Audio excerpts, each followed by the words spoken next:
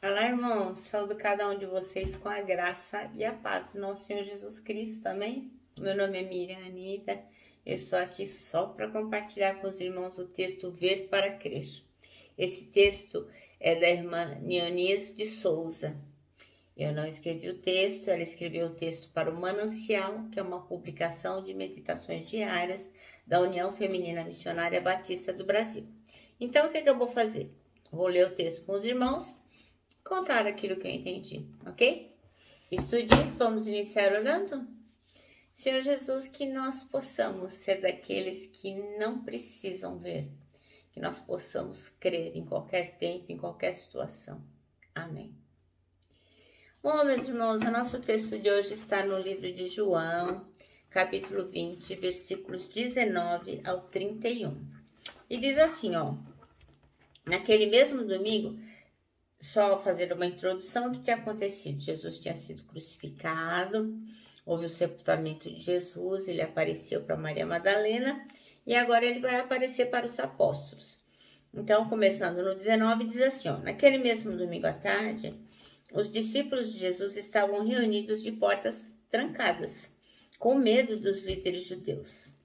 Então, Jesus chegou, ficou no meio deles e disse: que a paz esteja com vocês. Em seguida, lhe mostrou as mãos e o seu lado. E eles ficaram muito alegres ao verem o Senhor. Então, Jesus disse de novo: que a paz esteja com vocês. Assim como o Pai me enviou, eu também envio vocês. Depois, soprou neles e disse: recebam o Espírito Santo. Se vocês perdoarem os pecados de alguém, esses pecados são perdoados, mas se não perdoarem, eles não são perdoados. Aconteceu que Tomé, um dos discípulos que era chamado de o Gêmeo, não estava com eles quando Jesus chegou. Então os outros discípulos disseram a Tomé: nós vimos o Senhor. E ele respondeu: se eu não vir o sinal dos pregos nas mãos dele, e não tocar ali com o meu dedo, e também se eu não puser a minha mão no lado dele, não vou crer. Uma semana depois, os discípulos de Jesus estavam outra vez reunidos, ali com portas trancadas, e Tomé estava com eles. Jesus chegou, ficou no meio deles e disse: que a paz esteja com vocês. Em seguida disse a Tomé: veja as minhas mãos e ponha o seu dedo nelas. Estenda a mão e ponha no meu lado. Pare de duvidar e creia. Então Tomé exclamou: meu Senhor e meu Deus. Você creu porque viu? Disse Jesus. Felizes são os que não viram, mas assim mesmo creram. Jesus fez diante dos discípulos muitos outros milagres que não estão escritos neste livro, mas esses foram escritos para que vocês creiam que Jesus é o Messias, o Filho de Deus, e para que, crendo, tenham vida por meio dele. Amém? Irmãos, eu sempre que leio esta passagem, eu penso como Jesus foi duro, não é, com Tomé?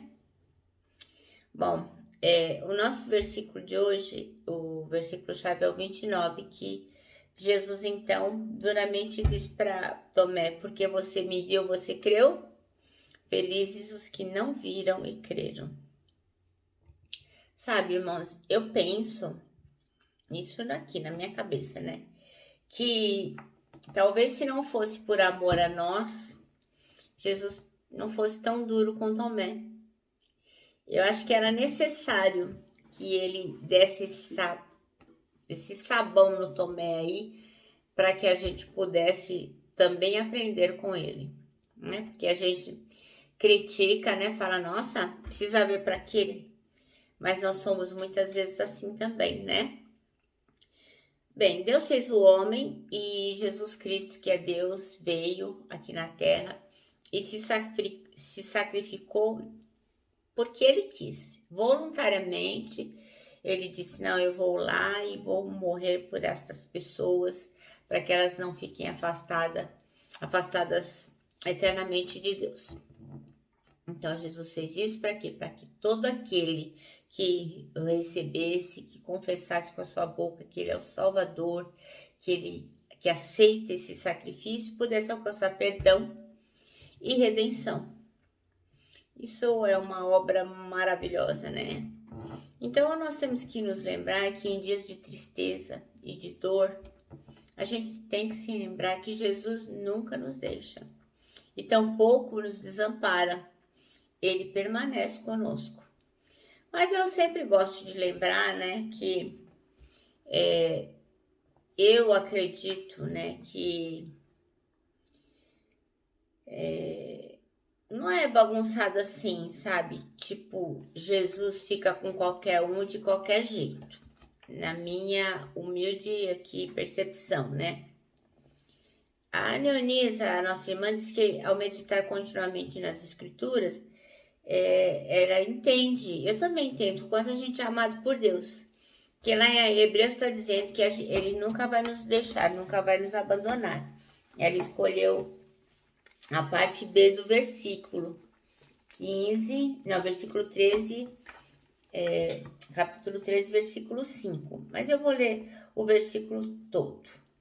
Não se deixem dominar pelo amor ao dinheiro e fiquem satisfeitos com o que vocês têm.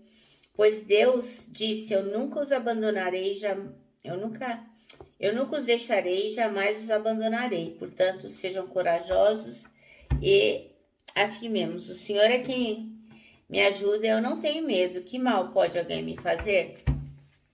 Mas eu penso assim, né, que Jesus Cristo, ele prometeu estar conosco até o fim dos dias, lá em Mateus, né, 28, quando ele fala sobre a grande comissão. E ele fala assim, ó, Deus me deu todo o poder no céu e na terra, portanto, vão a todos os povos do mundo e façam com que sejam meus seguidores, batizando esses seguidores em nome do Pai, do Filho e do Espírito Santo e ensinando-os a obedecer tudo que eu tenho ordenado a vocês. E lembrem disso, eu estou com vocês todos os dias até o fim dos tempos. Então, eu, na minha humilde interpretação, entendo o quê? Que o Senhor, ele não fica com qualquer um de qualquer jeito. Ele está com as pessoas, ele promete estar com as pessoas que estão em missão, que estão fazendo aquilo que ele está pedindo, que é pregar o evangelho, obedecer tudo que ele tem ordenado. É isso que o Senhor está nos dizendo. Ele não está falando, eu vou estar com vocês sempre de qualquer jeito, mas eu penso que é uma condição de obediência. Não estou dizendo aqui de perfeição, nada disso. Nós temos que reconhecer todas as vezes que não fazemos as coisas do modo certo, mas o Senhor abençoa aqueles que estão em missão, que estão cumprindo aquilo que ele nos ordenou fazer. Aí sim, eu creio que ele jamais vai nos abandonar e ele vai estar com a gente. A irmã Eunice diz aqui que ela crê em Jesus de todo o seu coração. Eu também. E ela diz que a gente tem que permitir que o Espírito Santo realize a obra da restauração na sua vida.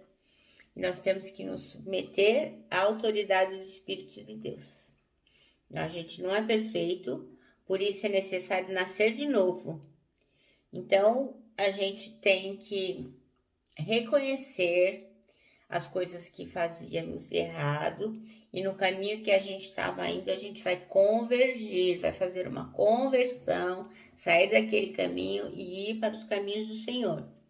Então, não é só ficar remendando, a gente tem que realmente mudar de vida. Então, Tomé não acreditou no testemunho dos outros discípulos. Talvez ele não estivesse no primeiro encontro porque ele estivesse atrasado. Talvez ele não estivesse lá naquele encontro onde Jesus apareceu pela primeira vez porque ele estava com medo demais, né? Porque eu fico imaginando o medo que aquele povo estava sentindo, né? Porque eu acho que eles pensavam assim, se eles pegaram Jesus, fizeram o que fizeram, aquela humilhação, pregaram na cruz, mataram, o que vão fazer com a gente? Então eles estavam reunidos assim, ó, morrendo de medo, trancados, imagina. E aí Jesus aparece lá e o pobre do Tomé perdeu o bafão do ano, né? Porque não tava. Aí ele falou, bom, se eu não ver, eu não vou acreditar. E muitas vezes a gente também é assim, né? Se a gente não vê uma coisa, não acredita que pode ser abençoado. Então, o que, que o Senhor aqui está nos dizendo, né? Que a gente tem que crer, crer sempre, mesmo que a gente não veja. Então, Tomé não acreditou, por quê? Porque ele queria provas. E às vezes a gente vive como Tomé, incrédulo, principalmente nesses tempos que temos vivido, né? Com essa pandemia, tantas pessoas morrendo, tantas pessoas ficando depressivas, tantas pessoas tristes, a separação, a falta de visita, a falta de abraço, a falta de beijo. Eu adoro abraçar e beijar. E há quanto tempo eu não tenho beijado e abraçado os meus parentes, os meus amigos? Porque eu acredito no distanciamento social, né? Então, eu já estou vacinada, mas eu quero preservar as pessoas que eu amo, né? Então eu vou sempre agir com responsabilidade e dá uma saudade danada de abraçar esse povo, né? A gente quer mesmo chegar perto, mas a gente, mesmo com toda essa tristeza, esse distanciamento, a saudade de pessoas que partiram, eu tive amigos que partiu, uma pessoa da minha família também partiu. Então, nossa, como a gente fica triste, como a gente tem tristeza e tem dor nesses tempos especialmente. Mas a gente tem que acreditar. A gente tem que acreditar que o Senhor está conosco. Porque é a fé que vai fazer toda a diferença. A fé é que vai fazer toda a diferença na nossa vida. Entre uma vida vitoriosa e uma vida derrotada. Segundo Efésios, capítulo 2, versículo 8, diz assim: vocês são salvos pela graça. Por meio do quê? Da fé. Isso não vem de você. É um presente que Deus dá para cada um de nós. Então, se você acreditar, se você crer em Jesus de todo o seu coração, terá a vida dele em você. E jamais você vai ficar no escuro. Por mais que os dias sejam horríveis, você não vai estar no escuro. Mas você tem que crer no Deus, neste Deus aqui, ó. Jesus Cristo da Bíblia. Este, ó. Não adianta você inventar um Deus, como eu ouvi um pregador importante dizer, né? Que a gente faz assim, a gente cria um Jesus Cristo gênio da lâmpada, em que é que ele satisfaça os nossos desejos. Ou a gente cria um Jesus Cristo guarda-costa, e quer que acha que a gente, porque é crente, não vai morrer, como muitas pessoas falam, nenhum mal chegará à tua tenda. Então, então se morreu alguém na minha casa, se alguém ficou doente, senão então que eu não sou um bom cristão, não tem nada a ver. Jesus não é o gênio da lâmpada, Jesus não é o guarda-costas, Jesus não é na Disneylândia, não. Jesus é o Deus eterno e Ele sempre vai nos dar, se nós crermos, se tivermos fé, ele não vai nos livrar das dificuldades. A Bíblia diz que ele nos capacita para enfrentar as dificuldades. Ele não disse que ia ser molezinha viver no mundo, não. Mas ele disse que ele venceu o mundo. Então, ele adestra as nossas mãos para a batalha. Então, nós temos que crer para que possamos sair vitoriosos.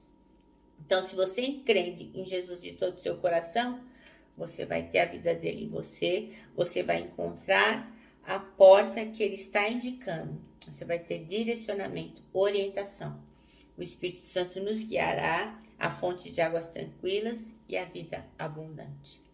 Então, a fonte de água tranquila e a vida abundante, veja bem, ele não está dizendo aqui que é abundância de riquezas, não. É uma vida abundante, uma vida que vale a pena ser vivida. O nosso manancial termina assim. É a fé em Jesus Cristo que faz toda a diferença. Creia. Amém? Bom, eu me despeço aqui com o meu abraço fraternal, com o meu abraço de ursa. Lembrando que em 2021, ninguém solta a mão de ninguém. Lógico, né? A nossa palavra de ordem que é saudades.